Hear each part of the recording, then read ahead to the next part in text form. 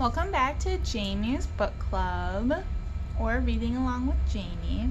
Haven't nailed down the title yet. We are coming to an end of the first book, the first Hello Neighbor Missing Pieces. We are on chapter 12 now. Soon we're going to be finished. There's only a couple more chapters. I'm still deciding what book I want to do next. If you have any requests, please comment and let me know, or you can email me at the library. I was thinking about just doing the second one of this series. I was thinking about doing Pan's Labyrinth. There's a new book adaptation that's really cool. It's a little spookier than this even, but I was thinking about that. I was thinking about maybe going to a different genre and doing something really funny like Wayside Stories, or I don't know. I want to hear your input if you have any. So without further ado, I will dive right into chapter 12 of Hello Neighbor Missing Pieces. I throw my gray hoodie on over my backpack, but I should have known that Dad would see it anyway. "Getting a head start on studying there, Narf?" he says, flicking a finger towards my hunchback. "Never too early," I say, then shrug. It's the best antidote to his inquiries, a vague response with a shrug. He shakes his head and goes back to whisking whatever's bubbling on the stove. I can barely see the top of Mom's head under all the steam emanating from dinner. She doesn't seem to notice, though. She's onto something. "Be safe," she says, without looking up before she even knows where I'm going. "Going to Aaron's," I say, even though I think I could have gotten away with saying nothing at all. "You're spending an awful lot of time over there," Dad says, whisking so hard he's doing a little dance from the hips down. Whatever happened to Miguel's son, Enzo?" "The Petersons don't mind," I say, avoiding the topic of Enzo altogether. "Lou, we really should have them over," he says, but Mom raises her hand to stop him, still not looking up from whatever formula has her rapt attention. 7 weeks, she says, like we're supposed to know what that means. Miraculously, Dad does know what she means. "Honey, come on." "Nope," she says, and we all know it's the end of the conversation. Whatever she says next is just meant to educate us, not to debate. 7 weeks and no invitation over. They don't want to know us. We don't want to know them. We don't need to know them. She actually means a lot more than she says. We've lived in enough places to understand the weight of a non-invite, or failure to say hello, or the silence that follows when Dad introduces Lou, my wife, or Mom points to Jay, my husband. Maybe it's because Lou, my wife, has been at times described as abrasive, or Jay, my husband, has had to call far too many newspapers his newspaper to be considered a real newsman. Maybe it's because the Roth family is a Jewish one, or maybe it's because our house is older, or our cereal is off-brand, or our license plates are from another state, or our accents don't quite match this side of the country. What we know by now is that we don't need to know them is Mom's way of protecting us from what people say when they're trying to be polite, or what they don't say when they're trying not to be rude. This isn't the conversation I want to have tonight, though. Not any night, really, but especially not tonight. I just want to get out the door before I can give myself away. "I'll talk to them, okay?" I say, and Mom makes a psh sound. "Don't bother," she says, but she says it with a little sing-songy voice, so I can tell she's not too upset. Not at the moment, anyway. She's deep in the throes of her research now.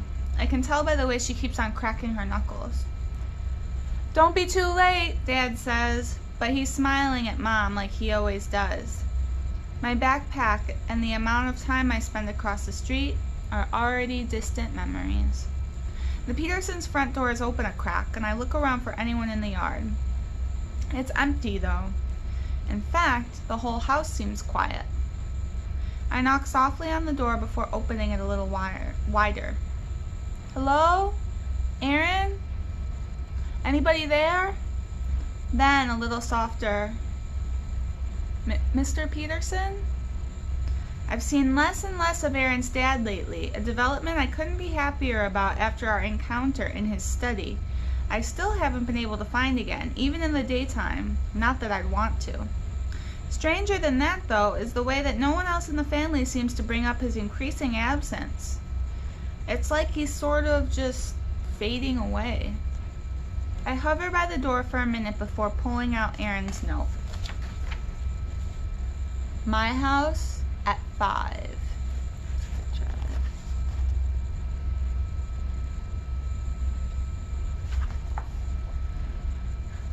I check my watch. It's 5:03. Normally, I'm not such a stickler for time, but I'm more nervous for this prank than I've been about the others. Maybe it's because I haven't had an opportunity to test the synthesizer with another audio system. Maybe it's because I've been on edge ever since that night at Aaron's. I tried asking Aaron about it in the morning, but I don't really know what it is that I saw. Whatever it was, one thing was clear. Mr. Peterson sees something in Aaron, and judging by Aaron's presence and all those pictures, he sees something in his dad, too. What that is, I can barely begin to guess, but it has something to do with Golden Apple Amusement Park. I look at my watch again. 5:05. Mrs. Peterson? I try again, then knock a little louder on the open door. Diane? This is definitely an intrusion. Aaron and I might have had solemn plans, but that plan didn't include me strolling through his house when no one's here. The door's open, though. Maybe Aaron meant for me to come in. I'm almost to the kitchen before it dawns on me that something could be wrong. I turn in every direction, the kitchen, the stairway, the 3 hallways that lead to different corners of the house, then back to the open front door. Okay, I've seen all I need to see, I whisper, resolved to give Aaron a hard time later about chickening out. I turn back towards the door and straight into the broad chest of towering Mr. Peterson. Aaron's not here. I back up so fast I bump into the couch, nearly falling over. The door was open, I say stupidly. Mr. Peterson doesn't say anything. He just looks at me. No, that's not right. He looks through me. I bet he could see what I had for lunch. Not for long, though, because I'm about to lose it. I called for Aaron's not here, he says again. And this time it sounds a lot more like, get out of my house before I melt you into a human pile of wax with my death gray eyes. Right, okay, absolutely. I was just on my way out. I babble all the way to the door, closing it so fast that I catch my heel and scrape my skin, but I hardly feel the sting as I skitter across the street, eyes over my shoulder, waiting for Mr. Peterson to come lumbering through the door and lunging towards me. I'm to the sidewalk when I allow myself to run through what I saw. Mr. Peterson was in his usual Argyle sweater, but something was very wrong. His mustache was curled so crisply that the tips practically touched his eyebrows. He had that gunk on his hands again, but this time he smeared it onto his pants too. His hair was a mess, and from the smell of him, I guessed that he hadn't showered in a few days. And there was something else, something truly unsettling. He looked scared. No, scratch that. He looked terrified. Where have you been? I spin hard enough that this time I do feel the sting on my heel. I buckle under the burn and look down to see that I've started bleeding through my sock and all over the back of my Vans. When I look up, Aaron is leaning against the streetlight looking bored. What do you mean, where have I been? Where have you been? I ask, and it comes out a little angrier than I mean for it to. But my shoes. These are actual Vans, not knockoffs. I was so lucky to get them for my birthday last year. Dad got a nice bonus for once. But now they've got blood on them, and why the heck wasn't Aaron where he said he'd be? Whoa, whoa, he says, putting his hands up in surrender. I didn't realize the plan was firm. Seriously, I say, folding the heel of the canvas under my foot so I can minimize the damage. Geez, sorry, he says, and it's not enough. I'm mad at him for acting like it's no big deal. Maybe it's more than that. Maybe I'm mad that the more I think I understand Aaron, the more mysterious his whole life seems. Hey, he says, this time looking genuinely concerned. This is going to be epic. I back down because he's not wrong. This is going to be epic. The only thing that's gotten me through the trips to the natural grocer with my mom and Mrs. Tillman's phony smiles and condensation is the thought of showing people what her fake enlightenment really is. Just a bunch of farts disguised to sound like caring. She isn't zen. She's just plain old greedy. Greedy. I start off ahead of Aaron, still not totally over my frustration until he says, "Your Vans look cooler like that." Then I'm okay, because he knew. I shift my backpack to my other shoulder and we take the side streets to the natural grocer. We tell each other it's so we won't be seen, but really I think it's because that's the long way, and maybe I'm not the only one who's more nervous for this prank. You remember my plan, right? I say. Dude, it's my plan. Of course I remember it. We agreed that I would be the one to distract Mrs. Tillman while Aaron hooks up the synthesizer. I should be handling the install, but it's more believable that I would be looking for a birthday gift for my mom. Mrs. Peterson has already made her opinion of Mrs. Tillman's store pretty known. We're almost to the store now. We wait for the rush hour traffic of 6th Street to clear, then frogger our way through the straggling cars and parked vans outside the natural grocer, hoping the loaded backpack isn't a dead giveaway. Remember to disable the primary audio outlet first, I say to Aaron. I know. And you know to start the volume super low, right? Right, super low. Because the synthesizer is 3 times as amplified as the normal audio system. Uh-huh, he says. So if you don't start it low, dude, calm down, Aaron says. You do realize we're toast if we're caught, I say. More than with Farmer Llama. Like burnt to a crisp toast. Like butt on fire toast. Yeah, I get it. Flames and roasted nuts and all that, Aaron says, but somehow I feel unconvinced. The little bell above the door announces our arrival at the natural grocer. Smoothly, Aaron slips the backpack from my shoulder and makes his way to the back of the store, snaking through the aisles with the more obscure products. Mrs. Tillman interrupts her own conversation with the customer and takes a moment to eye me. She didn't see Aaron. When she's done extolling the benefits of wheatgrass to a skeptical-looking man, she turns her full attention to me. Hello, Nicky, I remind her. Even though every time I've been in here with my mom, she's reminded Mrs. Tillman that my name isn't Mikey. Right. What brings you in today? I'm looking for a birthday gift for my mom, I say, just like Aaron and I rehearsed.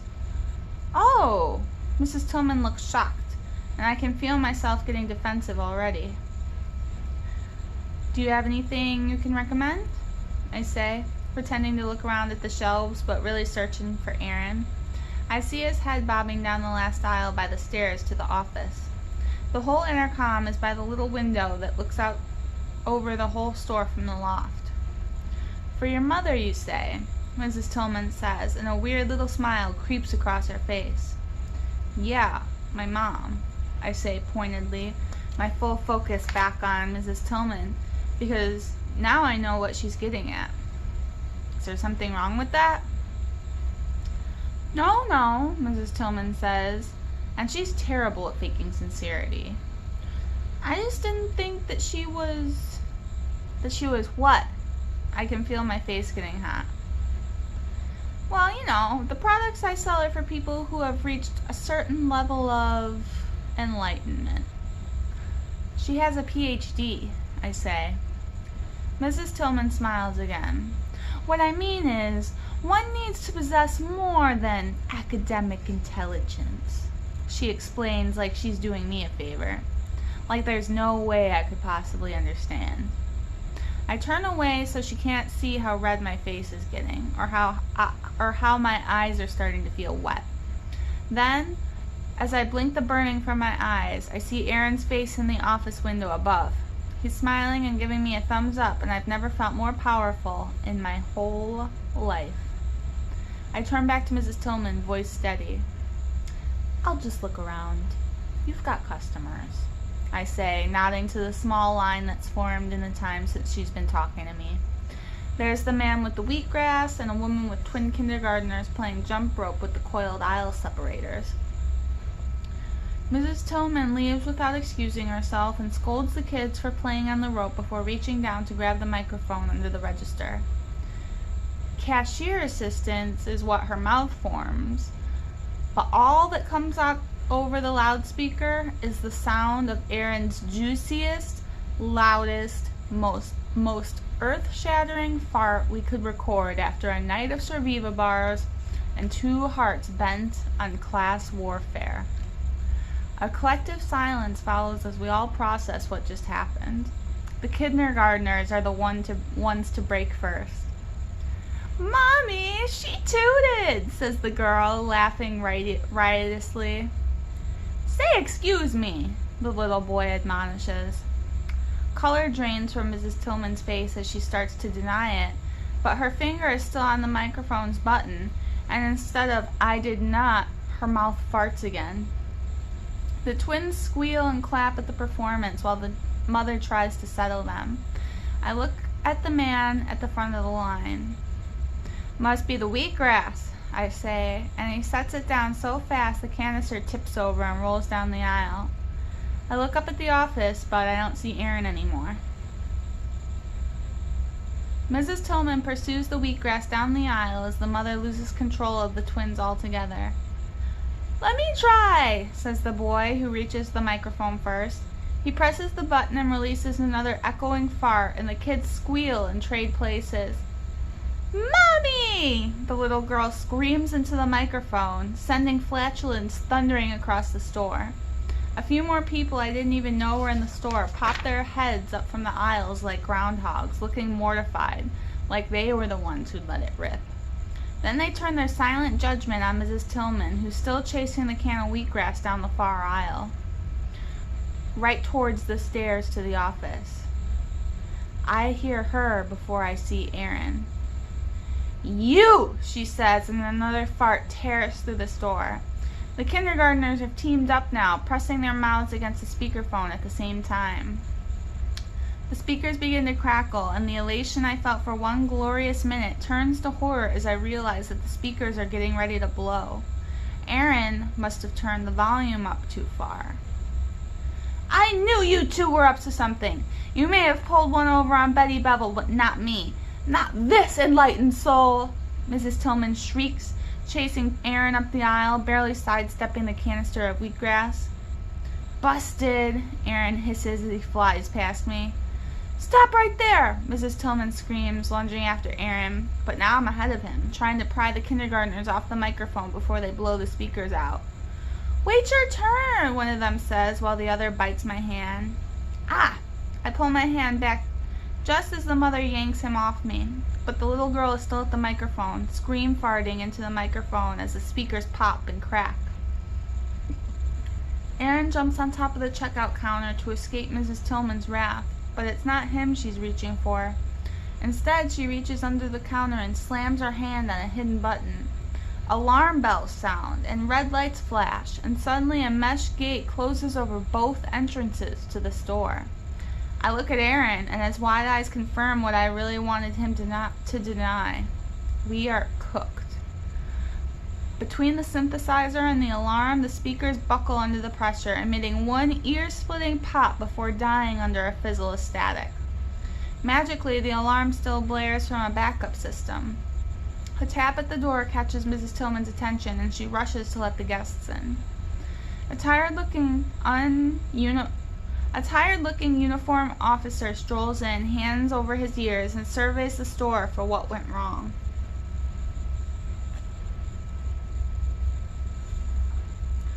"These boys!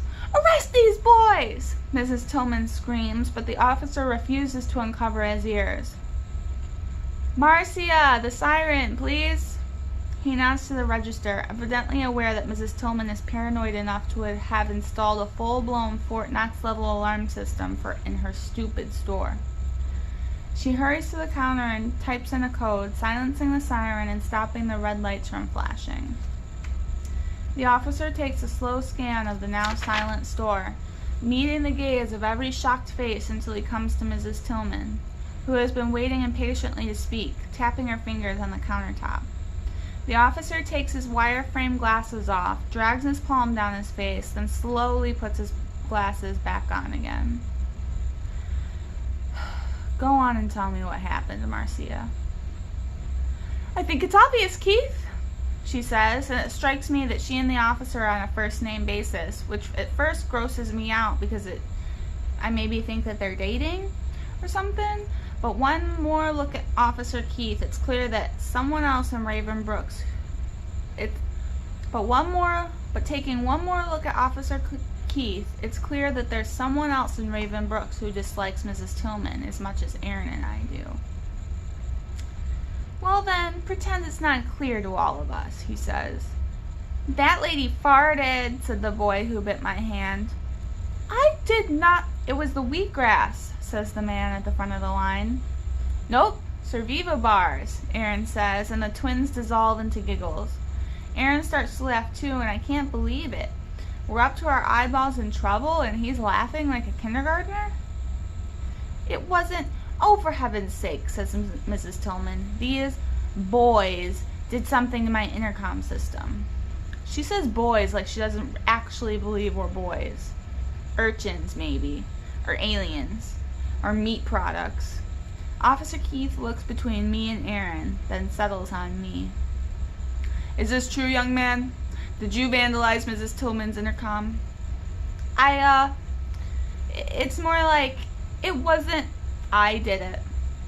The entire store turns to Aaron, and I'm too shocked to say anything for a moment. "You did what, exactly?" "I blew out her speakers." "I was the one. It was all me," he says.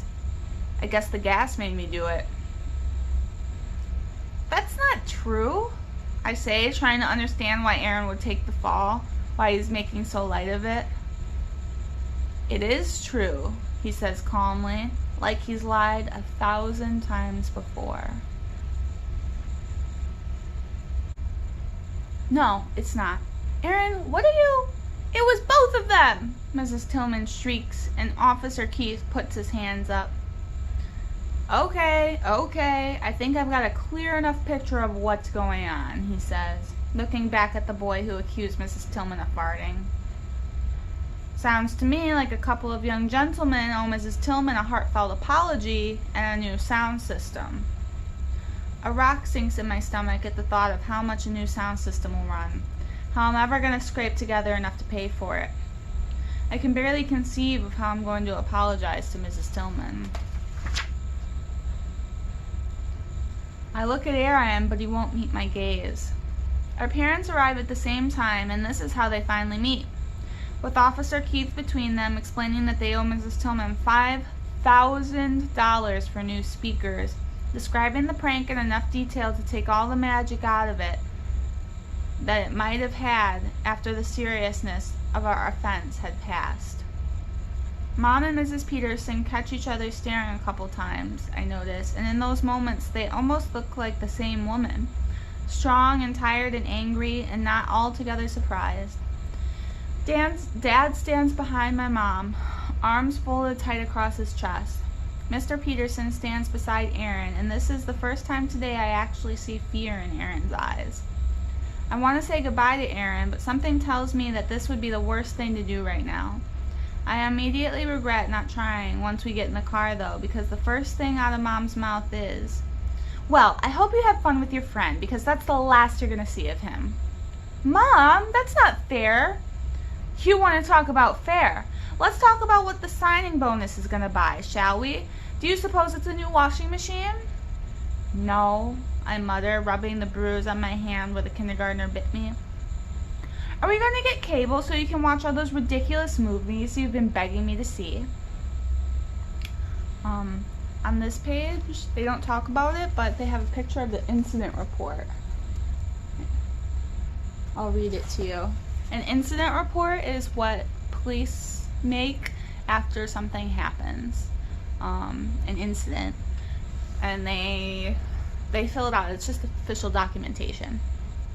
So it says, on August 14th, 1995, at 2200 hours, at Miss Tillman's grocery store, 2 minors, age 12, pulled a prank resulting in damage to intercom audio system of Tillman's Natural Grocer.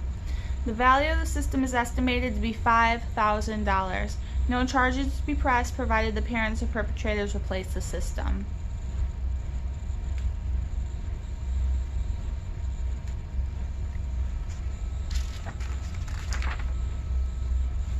I don't answer.